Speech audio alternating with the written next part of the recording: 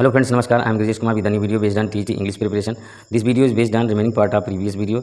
Here question number 91 is given as Shakespeare made Stratford his regular home in. Friends यहाँ पर आपको बताना है कि शेक्सपियर ने स्ट्रेटफोर्ड को अपना रेगुलर होम कब बनाया था।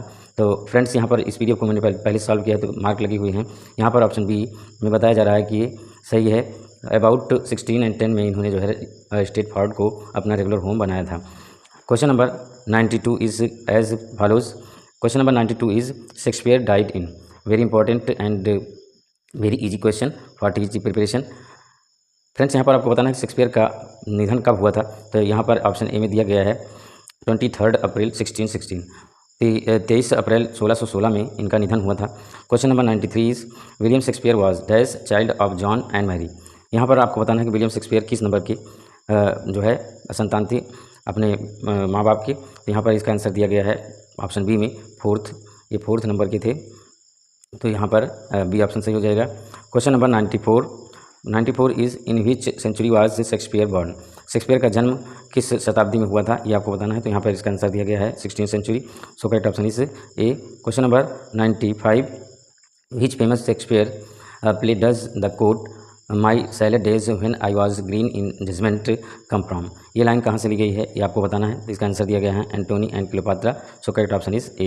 Next question, question number 96 what do you mean by differentiate. Differentiate का मतलब क्या होता है। वैसे तो फ्रेंड्स डिफ्रेंशिएट का मतलब होता है अंतर निकालना। यहाँ पर इसका आंसर दिया गया है रिकॉग्नाइज और show the difference between two things. दो चीज़ों में अंतर निकालना या दिखाना। सो correct option is A. Next question, question number 97 in which poem has Wordsworth described different moods of nature. Friends यहाँ पर आपको बताना है कि वर्ड्सवर्थ ने डिफरेंट मूड ऑफ नेचर किस पोएम में दिखाया है।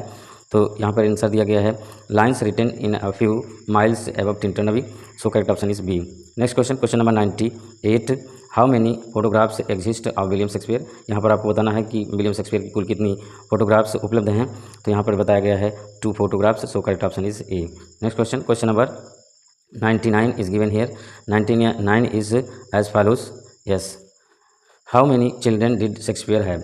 शेक्सपियर के कुल कितने बच्चे थे ये आपको बताना है। तो यहाँ पर ऑप्शन ए में दिया गया है 3 जूडिथ, सुजाना और क्या कहते हैं एक का नाम आप जो है कमेंट के माध्यम से बताइए। तो next question, question number 100 give the correct term of statement given set of facts systematically arranged in rows and columns. Friends यहाँ पर आपको बताना है इसका सही क्रम क्या होता है। तो इसको सही क्रम को कहते क्या हैं ये आपको बताना है। तो टेबल कहते हैं। So correct option is C. Question number 101 the name of Macbeth's wife in the Shakespearean play. Macbeth की पत्नी का क्या नाम होता है ये आपको बताना है। तो यहाँ पर दिया गया है इसका answer Lady Macbeth. So correct option is D. Question number 102 who introduced ottava rima in English into English में ओटिवा रिमा ये किसने बताया था ये आपको बताना है। इसका परिचय सबसे पहले किसने करवाया ये आपको बताना है। यहाँ पर आंसर दिया गया है Wyatt. So correct option is C. Question number 103 the Pindaric ode consist of. Pindaric ode में क्या क्या होता है आपको बताना है। तो यहाँ पर दिया गया है स्ट्रॉफी, एंटीस्ट्रॉफी एंड एपोड। ये 3 चीज़ें होती हैं। So correct option is B. Question number 104 the greatest poet of dramatic monologue in English is. English में ड्रामेटिक मोनोलॉग के लिए सबसे बड़ा कवि किसको माना जाता है ये आपको बताना है। तो यहाँ पर दिया गया आंसर इसका ड्रामेटिक मोनोलॉग के लिए Robert browning. So correct option is D. Question number 105 a character which remains about unchanged through out the story is called. पूरी कहानी के दौरान बिना बदले जो कैरेक्टर होता है जो अपने आप को बदलता नहीं पूरे जो है स्टोरी में एक जैसा रहता है उसको क्या कहते हैं। यहाँ पर इसका आंसर दिया गया है flat character. So correct option is D. Question number 106 the soul of tragedy according to Aristotle is. Aristotle के अनुसार सोल ऑफ ट्रेजेडी क्या होता है ये आपको बताना है। तो यहाँ पर दिया गया है इसका answer plot. So correct option is D. Question number 107 what is closest drama. Closest drama क्या है ये आपको बताना है। तो यहाँ पर दिया गया है इसका answer drama to be read. ऐसा ड्रामा जो केवल पढ़ा जाता है, ये मंचन नहीं किया जाता है इसका। So correct option is B. Question number 108 the epic is usually divided into dash books. Epic को कुल कितने भागों में बांटा जाता है ये यहाँ पर पूछा गया है। तो यहाँ पर दिया गया आंसर इसका 12। So correct option is A. Next question, question number 109 anagnorisis is a term used by Aristotle in order to describe. Anagnorisis एक पद है जो अरिस्टोटल के द्वारा यूज़ किया गया था। ये क्या बताता है आपको बताना है। यहाँ पर इसका आंसर दिया गया है the moment of discovery by the protagonist. So correct option is A. Question number 110 is as follows with whom does Oliver fall in love in As You Like It. As You Like It में ओलिवर जो होता है इसको किससे प्रेम हो जाता है ये आपको बताना है। मैं आपकी जानकारी के लिए बता रहा हूँ कि एज यू लाइक इट ये विलियम शेक्सपियर की रचना है। इसमें आपको बताना है कि ओलिवर को किससे प्रेम हो जाता है, तो यहाँ दिया गया है इसका answer Aliena. So correct option is D. Next question, question number 111 is the rhetorical device of anaphora implies which of the following. Anaphora के बारे में आपको यहाँ बताना है कि एनाफोरा क्या होता है। तो यहाँ आंसर दिया गया है repeating the first word or words of successive sentences or clauses.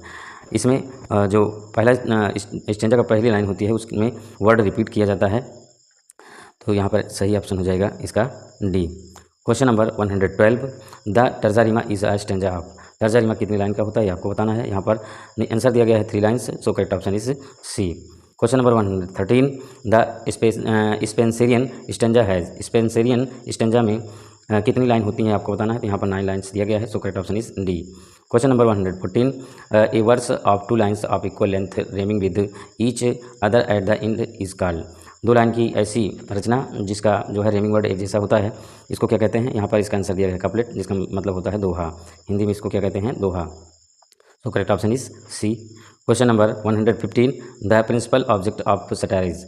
Satire यानी व्यंग यानी हास्य का ऑब्जेक्ट उद्देश्य क्या होता है, मुख्य उद्देश्य, तो यहाँ पर इसका आंसर दिया गया है to ridicule folly or vice. मूर्खता या दुर्गुण का जो उपहास किया जाता है उसको सटायर बोलते हैं। So correct option is D. Next question, question number 116 what is the meaning of expression avant garde. Avant garde की मीनिंग यहाँ पर आपको बतानी है, तो ये आंसर दिया गया है इसका new writing that is innovative. Innovative होती है जो राइटिंग उसको जो है एवांट गार्डे कहा जाता है। So correct option is D. Question number 117 an alexandrine is the last line of. Alexandrine किसकी लास्ट लाइन है ये आपको बताना है, तो यहाँ पर आंसर दिया गया है Spenserian stanza. So correct option is B. Next question, question number 118 is as follows. Yes 118 is the birth place of sonnet is. Sonnet जो है इसकी बर्थ प्लेस कहाँ है, मतलब इसका जो आगाज़ कहाँ पे किया गया था, इसकी शुरुआत कहाँ की गई थी आपको बताना है, तो इटली दिया गया है यहाँ पे इसका answer. So correct option is B. Next question, question number 119 an एम्बस कंसिस्ट ऑफ। ए एम्बस में जो है कितनी क्या क्या होता है इसमें ये आपको बताना है, तो यहाँ पे आंसर दिया गया है 1 unaccented syllable followed by an accented 1। तो ये आंसर हो गया इसका, इसलिए ऑप्शन ए सही हो गया। Question number 120 the scientific study of the development of language is known as. Language का साइंटिफिक स्टडी क्या कहलाता है ये आपको बताना है यहाँ पर, तो यहाँ पर इसका आंसर दिया गया है फिलोलॉजी। फिलोलॉजी को जो है ये किसी भी लैंग्वेज के लिए साइंटिफिक स्टडी होती है। So correct option is D. Friends यहाँ पर मैं आपसे एक क्वेश्चन करना चाहूँगा कि मार्फोलॉजी और बिब्लियोलॉजी और प्लेंटियोलॉजी का क्या मतलब होता है, ये किससे रिलेट करती हैं, आप कमेंट के माध्यम से बताएं। Question number 121 what does Pandora's box means.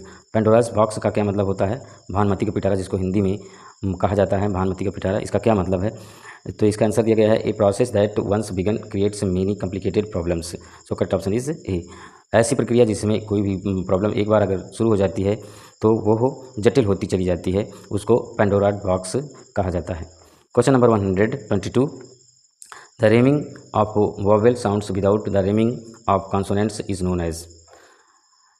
यहाँ पर आपको बताना है कि जो रेमिंग होती है वो वोवेल साउंड बिना किसी कॉन्सोनेंट साउंड के, तो उस रेमिंग को क्या कहा जाता है यहाँ पर आपको बताना है, तो इसका आंसर दिया गया है assonance. So correct option is C.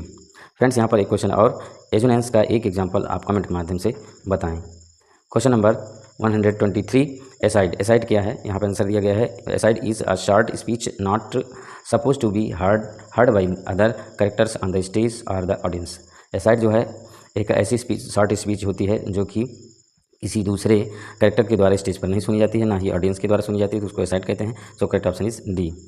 Question number 124 who among the following introduced sonnet in English poetry. English poetry में सोनेट की शुरुआत किसने की है आपको बताना है, तो यहाँ पर आंसर दिया गया है Wyatt. So correct option is C. Question number 125 and last question of this set I will continue creating videos based on TGT preparation if you support me by subscribing my channel. Question number 125 is Wyatt introduced the sonnet in English poetry in. Wyatt ने English poetry में sonnet का use कब किया था ये आपको बताना है, तो यहाँ पर आंसर दिया गया इसका 1503 to 1542। 1503 से 1542 में इन्होंने किया था। सो correct option is D. Friends, यदि आपको वीडियो अच्छी लगी तो लाइक करें, ना अच्छी लगी डिसलाइक करें, कमेंट करना बिल्कुल भी ना भूलें। और यदि वीडियो से कुछ लाभ मिलता है आपको तो please support me and subscribe my channel to get notification as soon as you wish. Thank you very much.